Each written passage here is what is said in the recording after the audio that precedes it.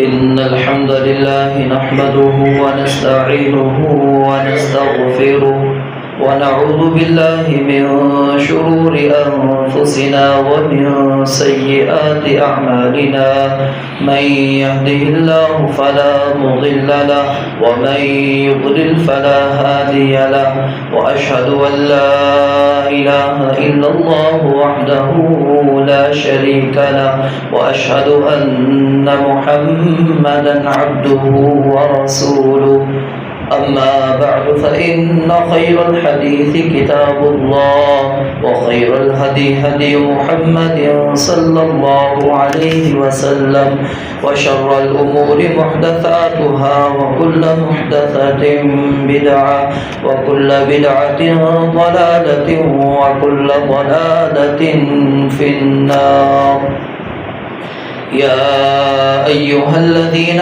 آمنوا اتقوا الله حق تقاته ولا تموتن إلا وأنتم مسلمون يا أيها الناس اتقوا ربكم الذي خلقكم من نفس واحدة وخلق منها زوجها وبث منهما رجالا كثيرا ونساء واتقوا الله الذي تساءلون به والأرحام إن الله كان عليكم رقيبا يا أيها الذين آمنوا اتقوا الله وقولوا قولا سديدا يصلح لكم أعمالكم ويغفر لكم ذنوبكم ومن يطع الله ورسوله فقد فاز فوزا عظيما اللهم صل على محمد وعلى آل محمد كما صليت على إبراهيم وعلى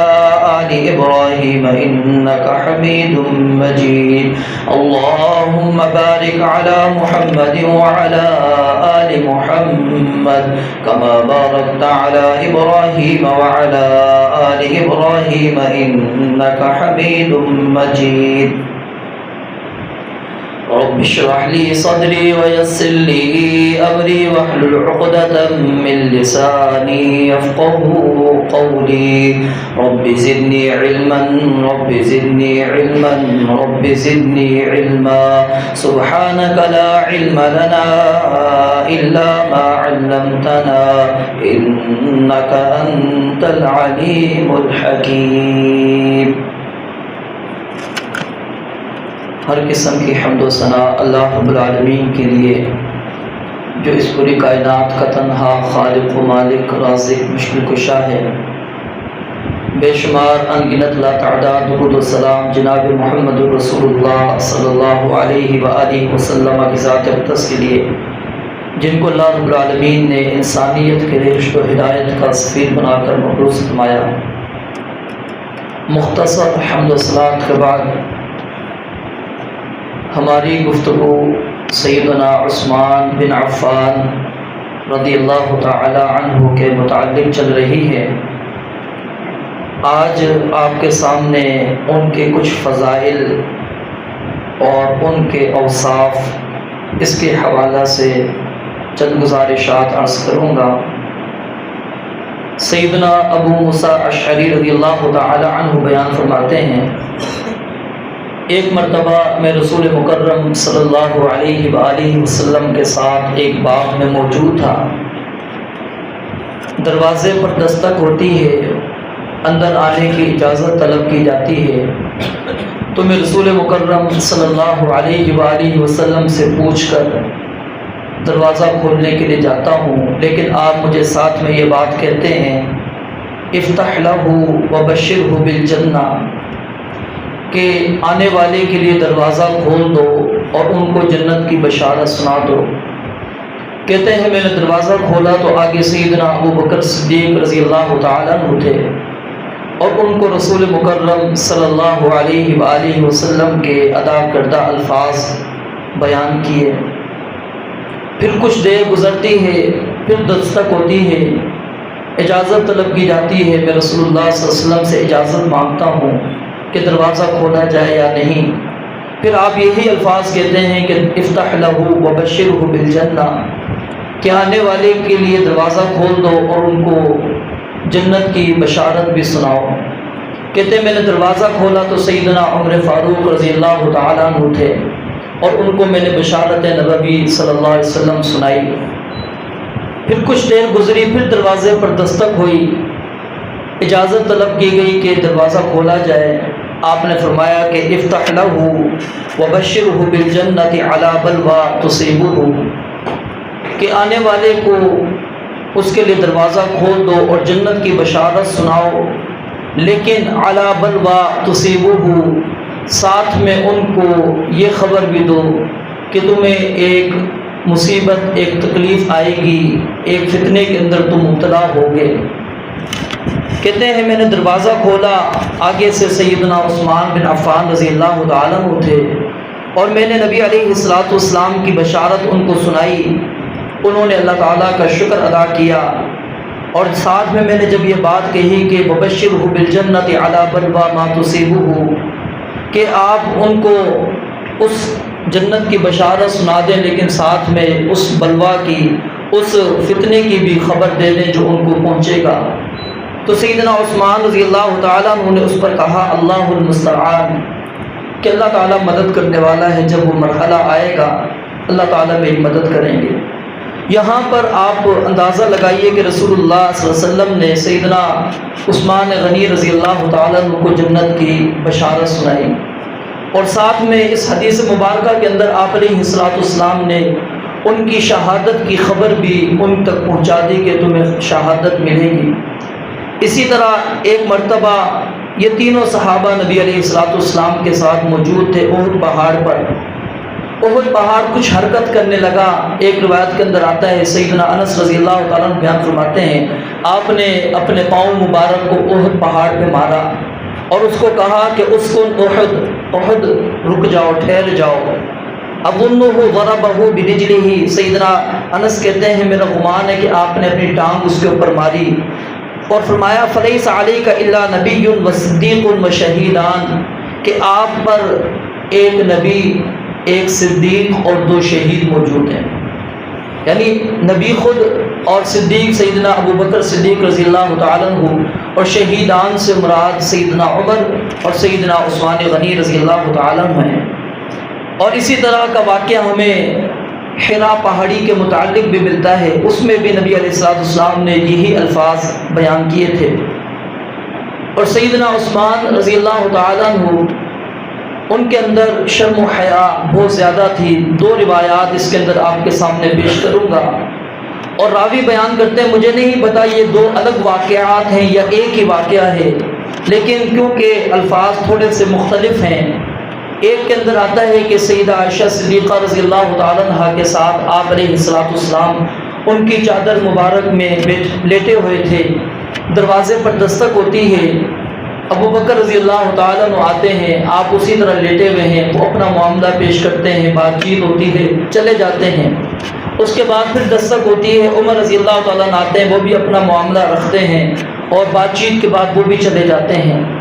پھر دروازے پر دستک ہوتی ہے، سیدنا عثمان غنی رضی اللہ تعالیٰ عنہ آتے ہیں، لیکن اب آپ کی وہ کیفیت نہیں، آپ اٹھ کے بیٹھ جاتے ہیں، اور سیدہ عائشہ صدیقہ رضی اللہ تعالیٰ عنہ کو بھی کہتے ہیں کہ اپنے کپڑوں کو سمیٹ لو۔ آئے سیدنا عثمان رضی اللہ تعالیٰ عنہ، نبی علیہ الصلوۃ والسلام سے بات چیت انہوں نے کی، اور اس کے بعد وہ بھی چلے گئے۔ سیدہ عائشہ رضی اللہ تعالیٰ عنہ نے تعجباً سوال کیا، پوچھا، کہا کہ جب میرے والد آئے تھے آپ اسی طرح لیٹے ہوئے تھے، عمر رضی اللہ تعالیٰ عنہ آئے پھر بھی آپ کی یہی کیفیت تھی، لیکن جب عثمان غنی رضی اللہ تعالیٰ عنہ آئے اس وقت آپ اٹھ کے کیوں بیٹھ گئے، اور آپ نے اپنے کپڑوں کو کیوں درست کیا اور مجھے بھی کیوں کہا درست ہو جائیں؟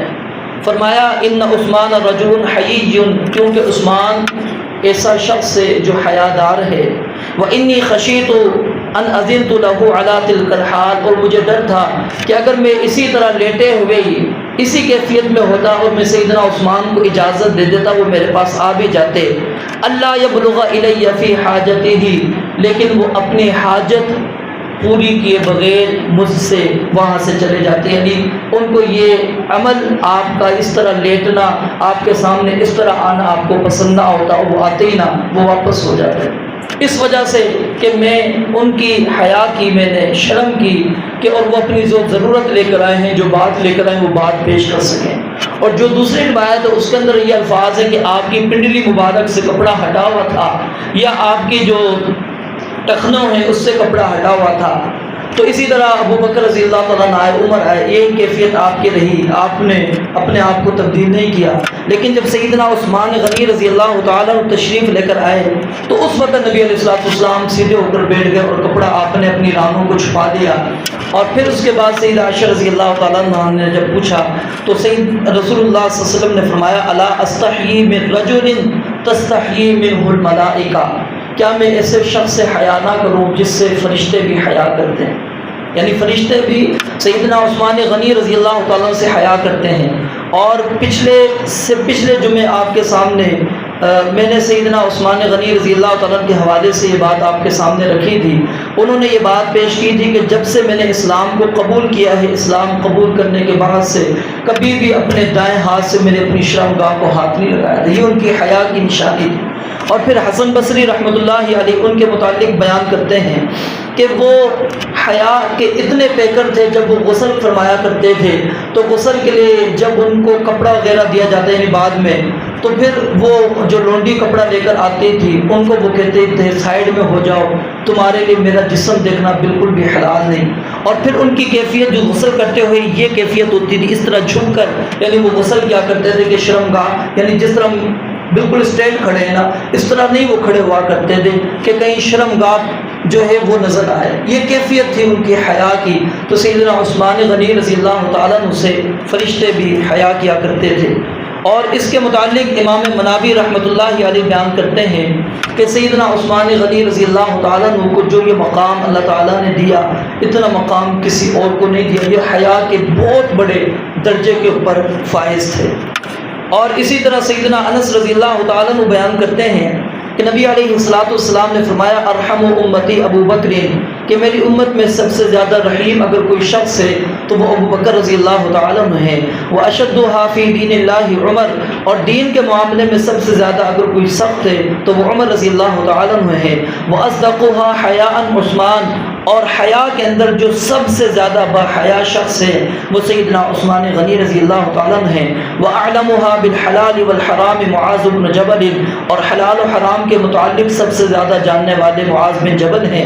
وَأَقْرَأُهَا لِكِتَابِ اللَّهِ ابی بن کعب جو ہے قرآن کریم کے سب سے بڑے قاری ہیں۔ وَأَعْلَمُهَا بِالْفَرَائِضِ زید بن ثابت، اور فرائض کا سب سے زیادہ علم رکھنے والے سیدنا زید بن ثابت ہیں۔ وَلِكُلِّ أُمَّةٍ أَمِينٌ، اور آپ نے فرمایا کہ ہر امت کا ایک امین امانت دار شخص ہوتا ہے۔ وہ امین هذه الامة ابو عبیدہ بن الجراح، اور اس امت کا جو امین شخص ہے وہ سیدنا ابو عبیدہ بن جراح رضی اللہ تعالیٰ عنہ ہیں۔ اور نبی علیہ السلام نے کئی اپنی روایات کے اندر سیدنا عثمان غنی رضی اللہ تعالیٰ عنہ کی شہادت، ان کی پیش گوئی بھی بیان کی۔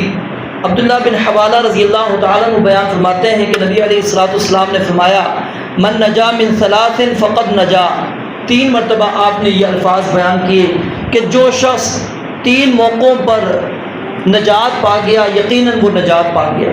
یعنی 3 موقعوں پر اگر وہ ثابت قدم رہا، حق کے راستے کو اس نے اپنا کر رکھا، وہ یقیناً کامیاب ہو گیا۔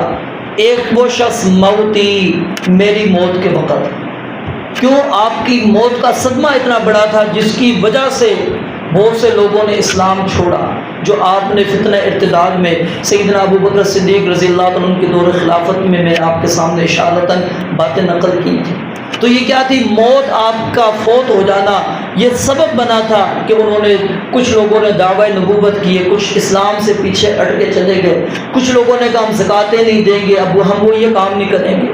تو یہ آپ کی موت کے وقت آپ نے فرمایا یہ بہت بڑا فتنہ ہوگا۔ جو بندہ اس وقت ثابت قدم رہا وہ ثابت قدم رہا، اور دوسری دجال کے مقابلے کے اندر جو بندہ ثابت قدم رہا وہ بھی نجات پا گیا۔ اور تیسرا وقتل خلیفۃ مستبر بالحق معطیہ، فرمایا حق پر ڈٹ جانے والے صابر اور فیاض خلیفہ کے قتل کے وقت، یعنی اس کی شہادت کے موقع پر جو ان کے ساتھ رہا وہ بندہ نجات پائے گا، جو ان سے ہٹ جائے گا وہ نجات نہیں پائے گا۔ اور اس کی مفسرین نے، محدثین نے جو تفسیر بیان کی ہے شارحین حدیث سے، اس سے مراد سیدنا عثمان غنی رضی اللہ تعالیٰ عنہ، کیونکہ آپ کی شہادت یہ اس چیز کو کلیئر کرتی ہے، واضح کرتی ہے کون حق پر ہے کون باطل پر۔ اور جو سیدنا عثمان غنی رضی اللہ تعالیٰ عنہ کے ساتھ موجود رہے اور ان کے موقف پر ڈٹے رہے، جو ان کا موقف تھا وہی لوگ حق پر تھے، اور جو ان کے موقف پر نہیں تھے وہ باطل پر تھے، وہ بلوائی تھے، ان کا حق کے ساتھ کوئی تعلق نہیں تھا، وہ باطل پر تھے۔ اور رسول اللہ صلی اللہ علیہ وآلہ وسلم نے ایک موقع پر ایک فتنے کا ذکر کیا، اور اس کے اندر پھر آپ نے ایک شخص کا ذکر کیا، اور اس وقت سیدنا عثمان رضی اللہ تعالیٰ وہاں پر اس محفل میں موجود تو نہیں تھے، لیکن اپنے سر کو ڈھانپے ہوئے وہاں سے گزر رہے تھے۔ آپ علیہ الصلوۃ والسلام نے ان کی طرف اشارہ کر کے فرمایا کہ یقتل فیہا ھذا المقنع، کہ یہ جو شخص سر ڈھانپے ہوئے جا رہا ہے یہ اس فتنے کے اندر یہ وہاں پر قتل کیا جائے گا، شہید کیا جائے گا، یومئذ مظلوما، اور اس دن وہ مظلومانہ حالت میں ان کو شہید کیا جائے گا۔ راوی کہتے ہیں میں فوراً اٹھا، کیونکہ ہمیں ان کا چہرہ نظر نہیں آ رہا تھا، میں فوراً اٹھا اور میں نے فوراً ان کے چہرے سے کپڑا ہٹایا اور ان کا رخ موڑ کے نبی علیہ الصلوۃ والسلام کی طرف پھیرا اور پوچھا کہ کیا یہ شخص؟ فرمایا کہ ہاں یہی شخص اس دن حق کے اوپر ہوگا۔ روایت کے اندر الفاظ ہیں علی الہدا، کہ سب سے زیادہ ہدایت کے اوپر اگر کوئی شخص موجود ہوگا تو یہی شخص موجود ہوگا۔ تو یہاں پر آپ کی ہدایت پر قائم رہنے کی بھی آپ نے سب سے بڑی بشارت سنائی، اور ساتھ میں نبی علیہ الصلوۃ والسلام نے سیدنا عثمان غنی رضی اللہ تعالیٰ عنہ کی شہادت، اس کی پیشن گوئی بھی فرمائی۔ اور پھر ایک روایت کے اندر تو آپ نے اس طرح فرمایا کہ فتنے اس طرح اٹھیں گے جس طرح سینگ نکلے ہوئے ہوتے ہیں، لیکن یہ شخص اس وقت ہدایت کے اوپر موجود ہوگا اور اس کو لوگ مظلومانہ شہید کر دیں گے۔ اور ایک موقع پر جب آخری وقت تھا نبی علیہ الصلوۃ والسلام کا، آخری ایام تھے بیماری کے اندر، اس وقت نبی علیہ الصلوۃ والسلام نے سیدہ عائشہ رضی اللہ تعالیٰ عنہا کو کہا کہ میرے سامنے میرے صحابہ کو پیش کرو۔ آپ نے کہا کیا ابو بکر رضی اللہ تعالیٰ عنہ کو؟ آپ نے فرمایا کہ نہیں۔ کہا عمر کو؟ کہا نہیں۔ کہا عثمان غنی کو؟ کہا کہ ہاں۔ آئے عثمان غنی رضی اللہ تعالیٰ عنہ کو بلوایا گیا، جب وہ آئے تو نبی علیہ الصلوۃ والسلام نے سیدہ عائشہ صدیقہ رضی اللہ تعالیٰ عنہ سے کہا کہ آپ ذرا یہاں سے دور ہو جائیں، ہٹ جائیں۔ آپ نے ان کو سائڈ میں کیا، عثمان غنی رضی اللہ تعالیٰ عنہ کو آپ نے اپنے قریب کیا، اور قریب کر کے آپ علیہ الصلوۃ والسلام ان سے سرگوشیاں کر رہے تھے۔ اور سیدہ عائشہ کہتی ہیں کہ میں اس وقت عثمان غنی رضی اللہ تعالیٰ عنہ کے چہرے کو میں دیکھ رہی تھی، آپ کا چہرہ جو ہے زرد پڑ رہا تھا جب نبی علیہ الصلوۃ والسلام سے باتیں کر رہے تھے۔ کہتی ہیں میں نے پوچھا، لیکن اس وقت مجھے سیدنا عثمان غنی رضی اللہ تعالیٰ عنہ نے کچھ بھی جواب نہ دیا، اور نبی علیہ الصلوۃ والسلام نے سیدنا عثمان رضی اللہ تعالیٰ عنہ کے کندھوں کے درمیان تھپکی دیتے ہوئے یہ بات کہی تھی کہ یا عثمان ان اللہ عز وجل عسى ان يلبسك قمیصا، کہ ان قریب اللہ تعالیٰ آپ کو خلافت کی قمیص پہنائیں گے، اللہ تعالیٰ آپ کو خلیفہ بنائیں گے، مسلمانوں کا حکمران بنائیں گے۔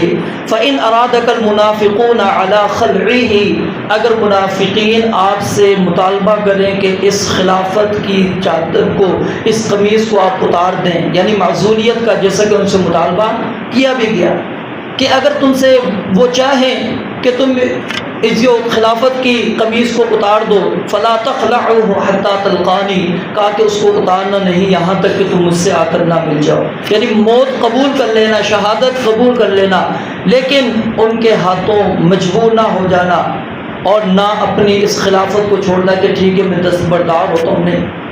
اور پھر جب آخر وقت آیا سیدنا عثمان غنی رضی اللہ تعالیٰ عنہ کا، اس وقت عثمان غنی رضی اللہ تعالیٰ عنہ سے جب پوچھا گیا کہ بتائیں، اب بتا دیں کہ رسول اللہ صلی اللہ علیہ وسلم نے کیا آپ کو کہا تھا، کہا کہ بس مجھے جو نبی علیہ الصلوۃ والسلام نے کہا میں اس کے اوپر ڈٹا ہوا ہوں اور میری کوشش ہے کہ میں اسی پر ڈٹا رہوں۔ یعنی پھر بھی واضح طور پر انہوں نے نہیں بتلایا کہ آپ نے مجھے میری شہادت کے بارے میں خبر دی تھی، آپ نے صبر کی، سیدنا عثمان غنی رضی اللہ تعالیٰ عنہ کو تلقین کی تھی اور اسی تلقین کے اوپر آپ کھڑے رہے، حتیٰ کہ انصار مہاجرین آپ کے پاس آئے، ان کی جماعت آئی، انہوں نے کہا کہ ہم ان کے خلاف قتال کرتے ہیں. ہمارے پاس طاقت قوت موجود ہے، آپ ہمارے حاکم ہیں، ہمارے پاس اتنی طاقت قوت موجود ہے، ہم ان سے مقابلہ کر سکتے ہیں. لیکن فرمایا کہ نہیں، میں نہیں چاہتا کہ وہ تلوار جس کو رسول اللہ صلی اللہ علیہ وسلم نے میان کے اندر ڈالا ہے اس تلوار کو میں باہر نکال دوں،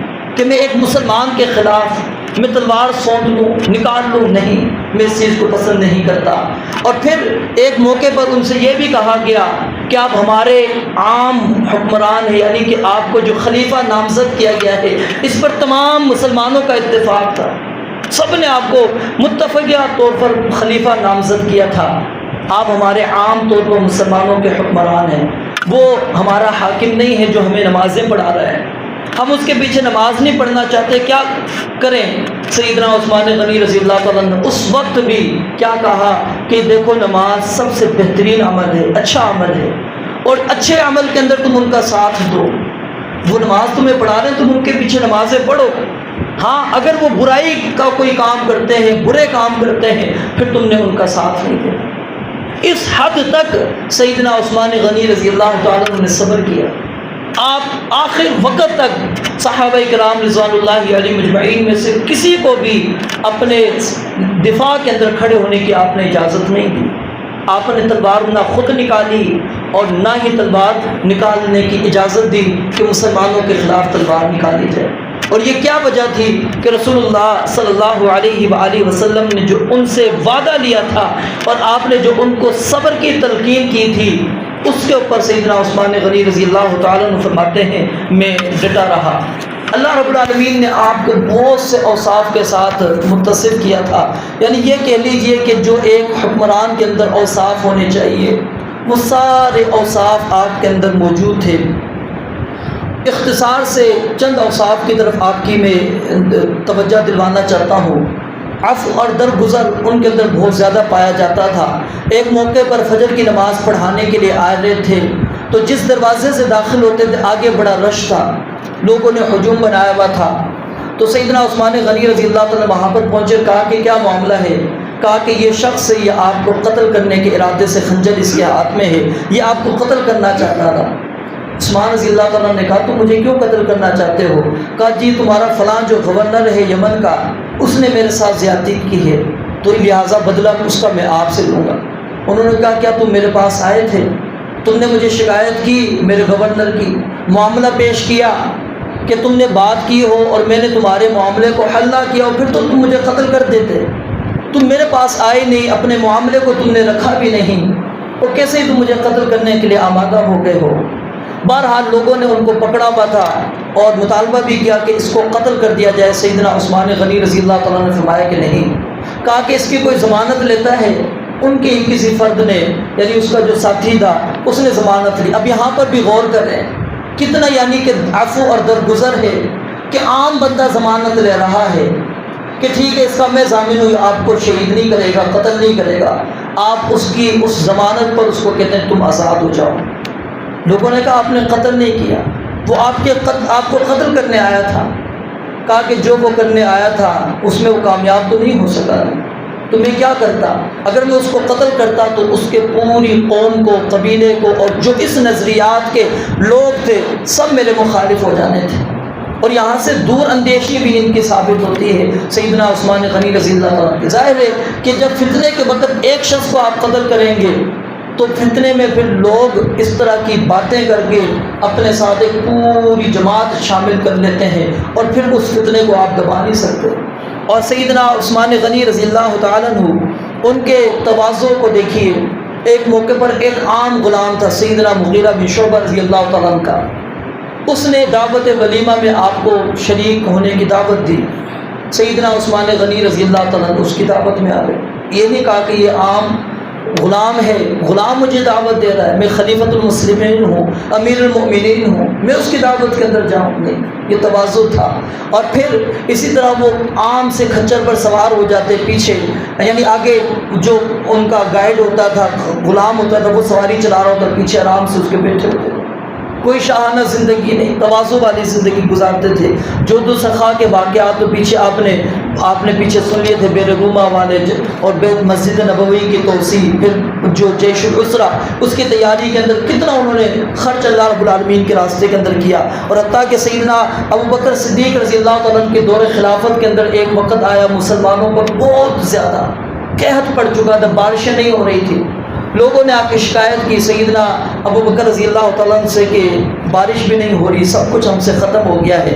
انہوں نے کہا صبر کرو، شام تک اللہ تعالیٰ ہمیں کوئی خوشخبری سنائیں گے۔ اللہ رب العالمین نے ان کی اس بات کو پورا کرنا تھا۔ سیدنا عثمان غنی رضی اللہ تعالیٰ عنہ کا قافلہ آ جاتا ہے سامان سے لدا ہوا شام سے، اور ان کے دروازے پر اونٹ بٹھا دیے جاتے ہیں، تاجر آ جاتے ہیں اور سیدنا عثمان غنی رضی اللہ تعالیٰ عنہ سے مطالبہ کرتے ہیں کہ یہ سامان ہمیں بیچیں۔ کہا کتنا نفع دو گے؟ کہا 1 روپے کے بدلے 2 روپے، یعنی روپے کا سامان آیا 2 روپے کا ہم خرید لیتے ہیں۔ کہا کہ نہیں اس سے زیادہ۔ کہا چلو 3 روپے کا خرید لیں گے۔ کہا کہ نہیں اس سے زیادہ۔ کہا 5 روپے بڑھا کر تمہیں دے دیتے ہیں۔ کہا کہ نہیں مجھے اس سے بھی زیادہ کوئی دے رہا ہے۔ انہوں نے کہا سارے تاجر یہاں موجود ہیں، آخر کون سا ایسا تاجر ہے جو آپ کو اس سے بھی زیادہ قیمت آپ کے مال کی دے رہا ہے؟ کہا کہ میرا رب مجھے 1 کے بدلے 10 دے رہا ہے، کیا تم اتنا مجھے دے سکتے ہو کہ 1 کے بدلے میں 10 دے دو؟ کہا کہ ہمارے پاس اتنی طاقت تو نہیں۔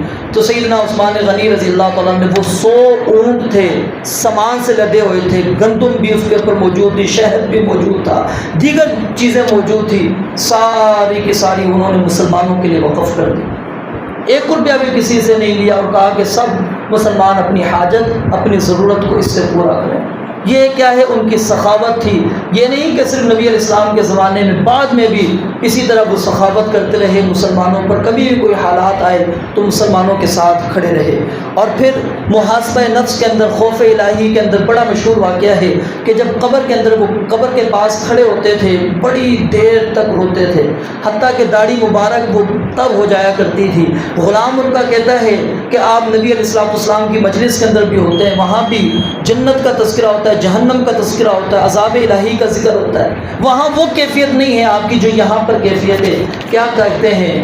حالانکہ جنت کی بشارت سنائی بھی ہے نبی علیہ السلام نے، ٹھیک ہے، اور پھر ہر موقع پر آپ نے ان کو مغفرت کے وعدے دیے ہیں، لیکن اس کے باوجود بھی یہی کہتے ہیں کہ یہ قبر سب سے پہلی گھڑی ہے، پہلی منزل ہے، اور یہ سب سے گھبراہٹ والی جگہ ہے۔